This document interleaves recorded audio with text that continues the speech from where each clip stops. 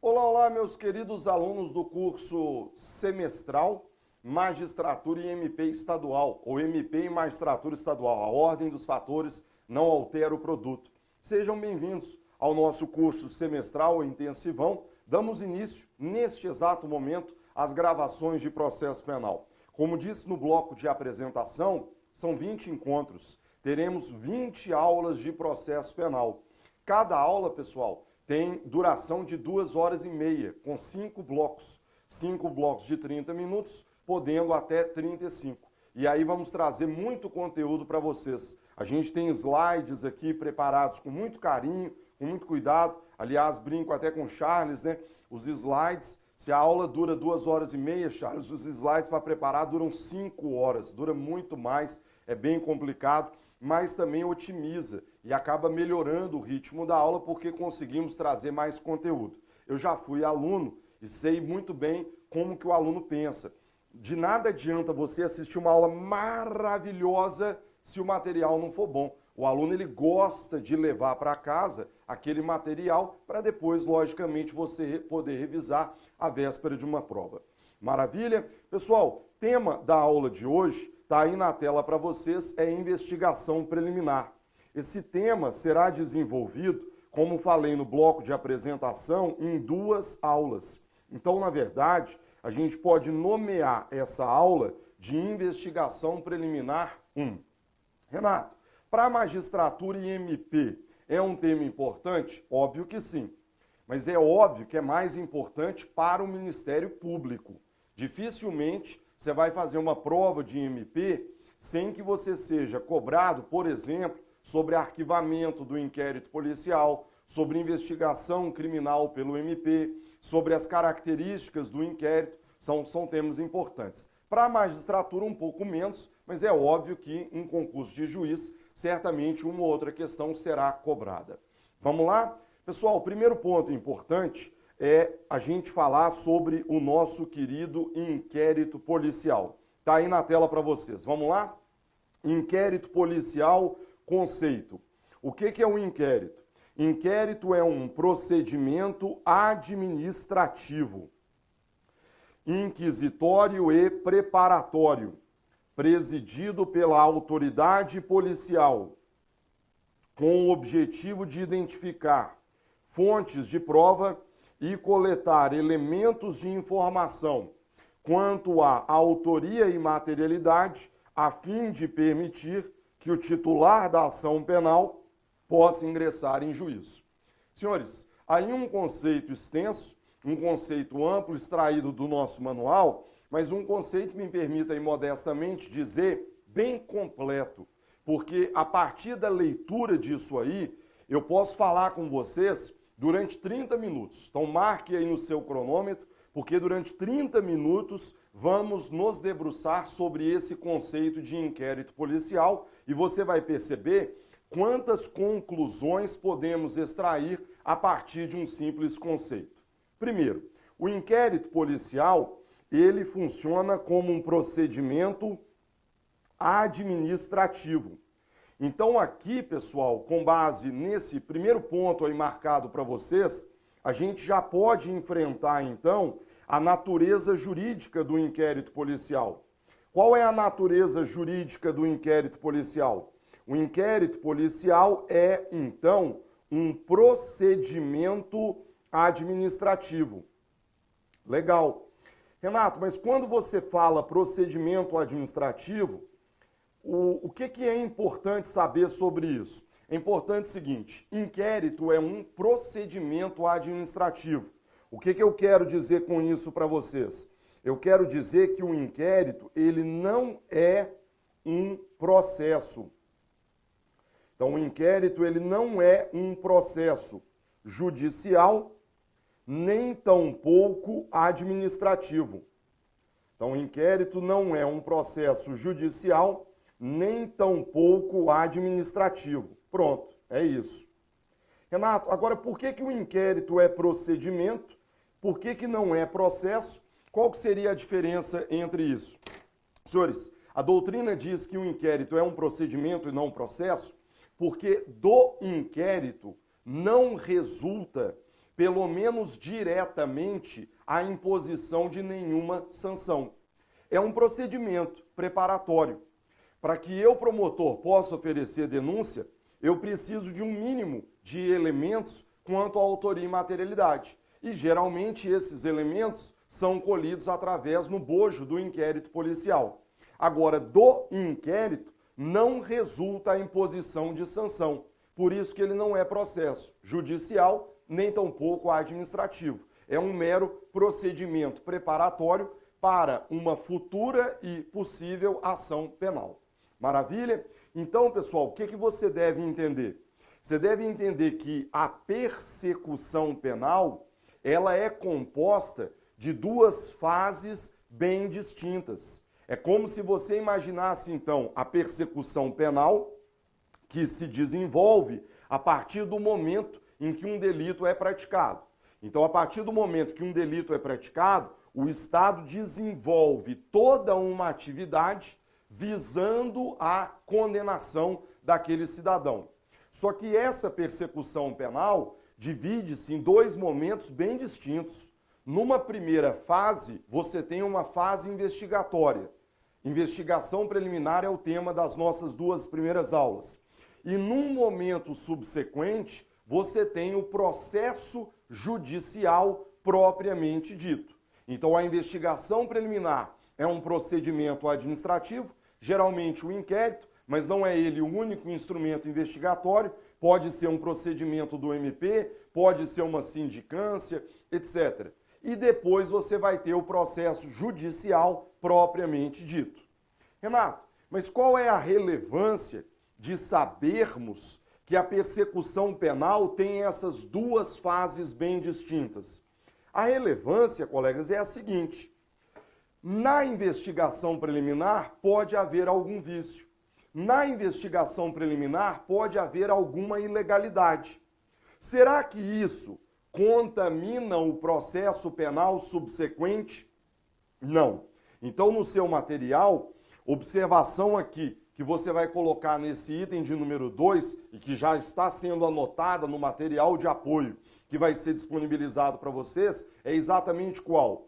Eventuais vícios, eventuais ilegalidades constantes do inquérito, constantes da investigação preliminar, não tem o condão de contaminar o futuro processo penal com eventuais nulidades, vírgula, salvo em se tratando de provas ilícitas.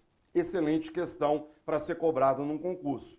Então, para explicar para você, houve uma ilegalidade no inquérito, por exemplo, vamos imaginar, cidadão foi preso em flagrante, não indicou o nome de seu advogado e, sem embargo, a defensoria não foi comunicada.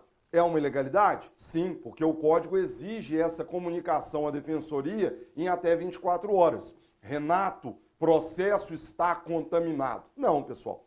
Como nós temos essas duas fases bem distintas, é como se você imaginasse que essa ilegalidade fica restrita à fase preliminar.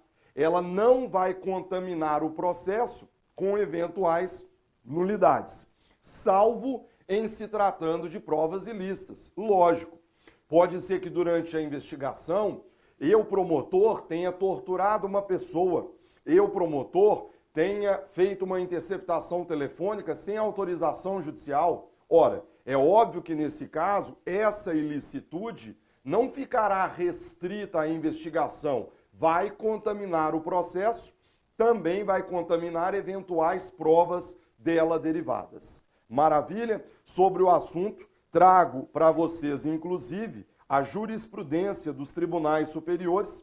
Está em um julgado, primeiro, do Supremo, dizendo isso, que os vícios existentes no inquérito policial não repercutem na ação penal, que tem instrução probatória própria, decisão fundada em outras provas constantes dos autos e não somente na prova que se alega obtida por meio ilícito. Habeas corpus 85.286.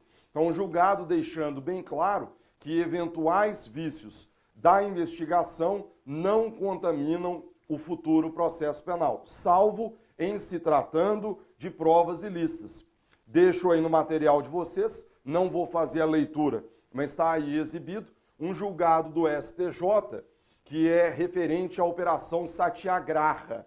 Nesse julgado, teria havido a produção de provas ilícitas durante as investigações. Aí, meu amigo, é uma outra história.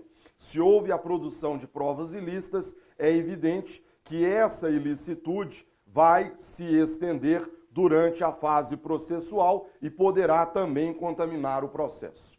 Legal? Primeiro ponto, senhores, já vimos então a natureza jurídica do inquérito e, grosso modo, já vimos então que o inquérito policial é um procedimento administrativo, inquisitório e preparatório. Então, isso que está aqui em amarelo, constante do nosso conceito, já foi devidamente explicado para os senhores. Vamos em frente.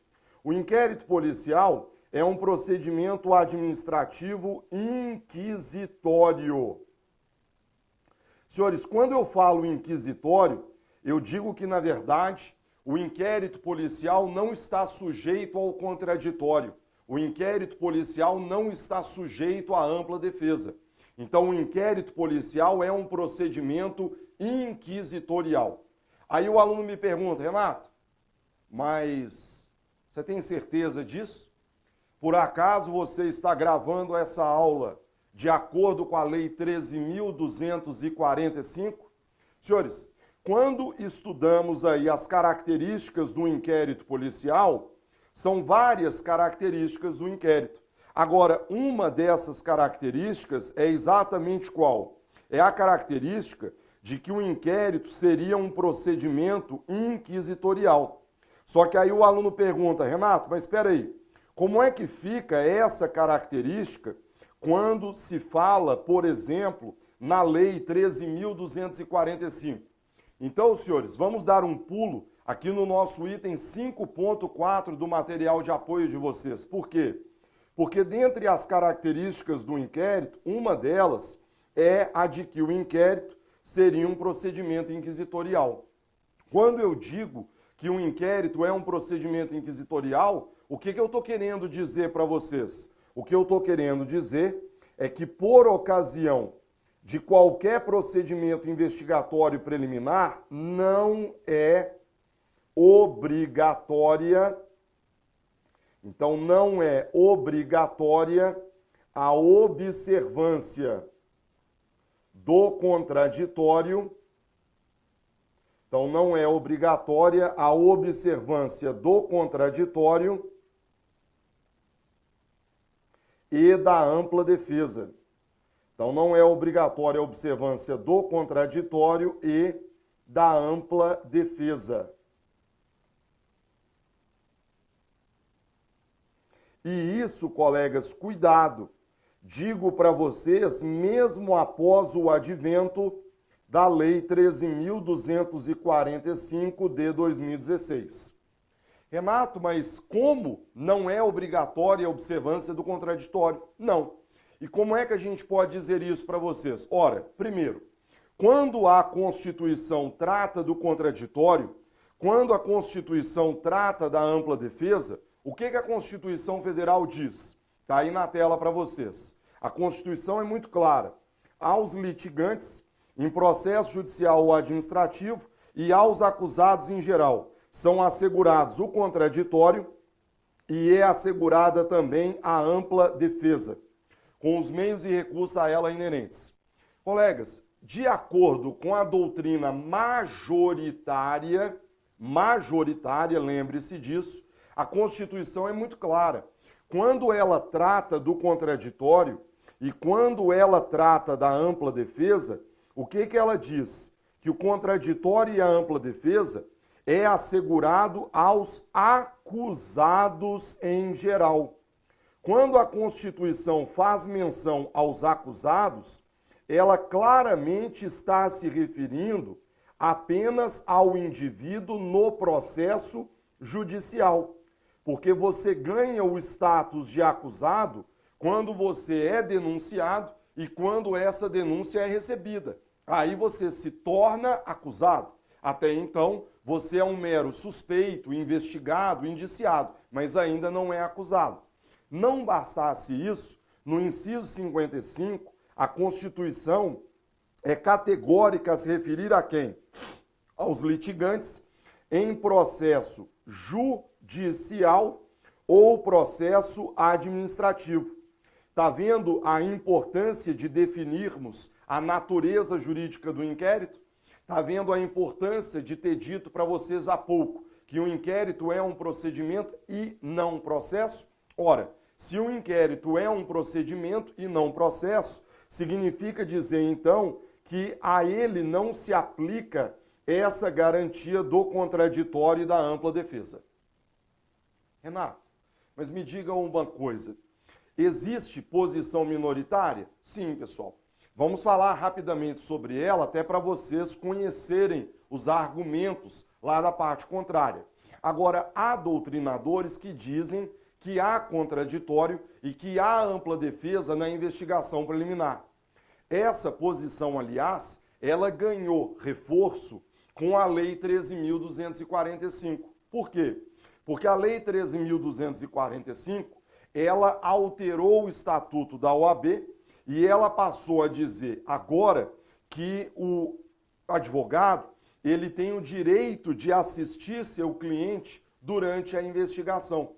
Então, com esse novo inciso que foi acrescentado ao Estatuto da OAB, há doutrinadores, posição minoritária, que ganharam corpo. Ou seja, passaram a dizer, olha, tá vendo? Sempre disse isso. Agora o Estatuto da OAB veio simplesmente se esclarecer. Dá uma olhada na tela, na nova redação do Estatuto da OAB, que foi dada pela Lei 13.245 de 2016. Está aí na tela para vocês. Vamos lá?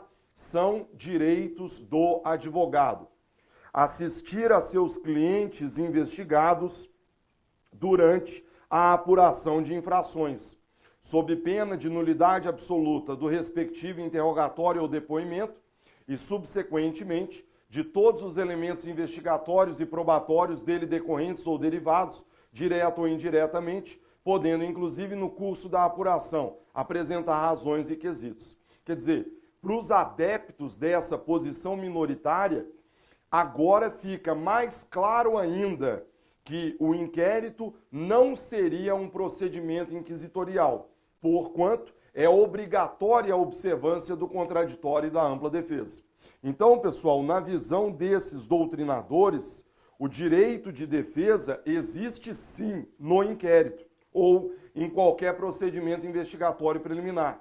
Agora, Renato, como que esse direito de defesa seria exercido na investigação preliminar? É o que está aí na tela para vocês. Exercício do direito de defesa na investigação preliminar. Segundo esses doutrinadores, e aí eu cito para vocês a obra da professora Marta Saad, você poderia visualizar o direito de defesa sendo exercido de maneira exógena e sendo exercido de maneira endógena.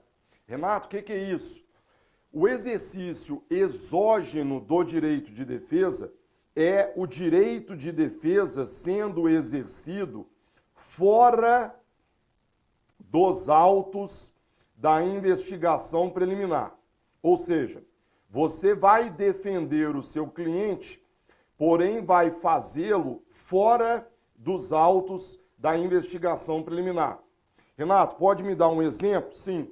Imagine você que houve algum constrangimento durante a investigação. Você pode, eventualmente, impetrar um habeas corpus, você pode impetrar um mandado de segurança, você pode atravessar uma petição ao juiz ou ao promotor, comunicando aquela ilegalidade. Renato, e o exercício endógeno do direito de defesa? Como o próprio nome já diz, contrapondo-se ao exógeno, o exercício endógeno é o exercício do direito de defesa dentro dos autos da investigação preliminar. Maravilha. Aí então o aluno pergunta, Renato, exemplos? Pois não. Ora, Como é que você pode exercer seu direito de defesa dentro dos autos da investigação preliminar? O próprio Estatuto da OAB passou a dizer isso. Está aí na tela para vocês. Agora, durante as investigações, o advogado passou a ter o direito, veja, de apresentar razões e quesitos.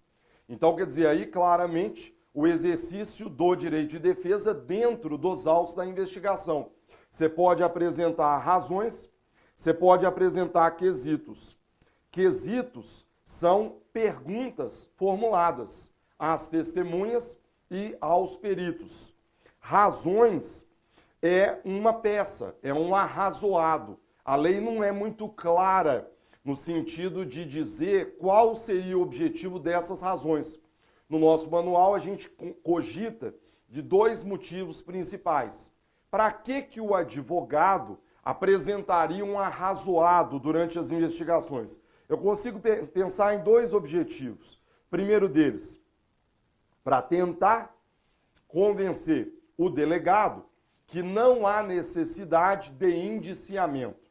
Então, para tentar convencer o delegado que o cliente dele não deve ser indiciado. E segundo, para tentar convencer o delegado que não há necessidade de medidas cautelares. Então, você está vendo que o delegado vai representar por uma preventiva temporária, você vai lá e joga um arrazoado, né, apresentando passaporte, residência, trabalho, para tentar convencer o delegado que ele não precisa representar ao juiz no sentido da decretação de uma medida cautelar. Legal? Então isso nada mais é do que o exercício endógeno. Tome cuidado com essa letra B, que está aqui para vocês, que foi vetada. Por que foi vetada? Porque a letra B dizia que o advogado poderia requisitar diligências. Vai vendo. A OAB hoje é impressionante como que ela está com força no Congresso Nacional, aproveitando-se da Lava Jato, né? Tudo que for para defender o direito de defesa hoje passa no Congresso Nacional, porque convenhamos, né? O Congresso Nacional não vai aprovar medidas investigatórias, não vai reforçar poder do MP, não vai reforçar poder da magistratura, mas está ótimo para aprovar mudanças em benefício da defesa, né? Você imagina lá, galera, né? Até pouco tempo, né? A Renan Calheiros, Eduardo Cunha, tudo que for para melhorar o direito de defesa é hora para ser aprovado no Congresso Nacional. A letra B dizia, tá aí na tela para vocês, Charles colocando, que o advogado poderia requisitar diligências. Em boa hora, pessoal, isso acabou sendo vetado, porque, convenhamos, requisitar traduz o sentido de ordem. Olha que bagunça isso. Quer dizer, o advogado daria ordens durante as investigações ao delegado. Quer dizer, haveria uma completa inversão de valores. Poderia se concluir, então, que o advogado presidiria o inquérito, porque ele sairia por aí requisitando diligência. É óbvio que não. E foi vetado por quê? Porque, claramente, a presidência do inquérito recai sobre o delegado de polícia. E cabe a ele, de maneira discricionária, determinar os rumos da investigação. É óbvio que o investigado e seu advogado podem sugerir diligências, podem requerer diligências, mas tais diligências serão realizadas de acordo com a discricionariedade do delegado de polícia. Legal? Então, pessoal, posição minoritária. Investigação é um procedimento sujeito ao contraditório e ampla defesa, minoritária. Prevalece mesmo, pessoal, o entendimento de que a investigação preliminar, então, é um procedimento inquisitorial. Renato, mas se a investigação é um procedimento inquisitorial, como é que devemos, então, fazer a interpretação do inciso 21?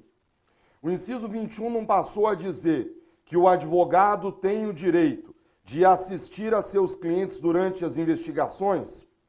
Sim, mas entendam, o fato de o Estatuto da OAB prever esse direito não diz e não significa dizer que a presença do advogado teria passado a ser obrigatória. Estava lendo na internet, essa lei é do ano passado, né, de janeiro de 2016, mas quando a lei saiu em janeiro, a internet é muito boa, né? Tá aqui o curso chegando a vocês pela internet. Mas também, convenhamos, o que tem de porcaria na internet, ali a porcaria tem mais, né? Aí, meu amigo, aceita qualquer coisa, né? E aí muita gente dizendo, falou assim, olha, não, agora a presença de advogado é obrigatória durante as investigações. Se o delegado quiser ouvir o preso, tem que ter advogado.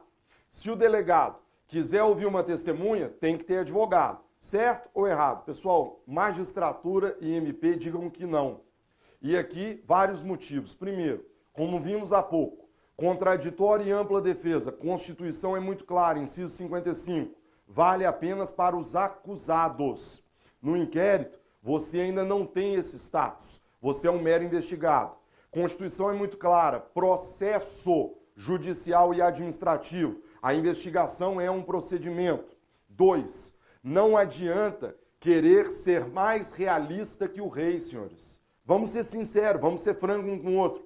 A gente tem que pensar o processo penal de maneira muito equilibrada, mas olhando para a nossa realidade.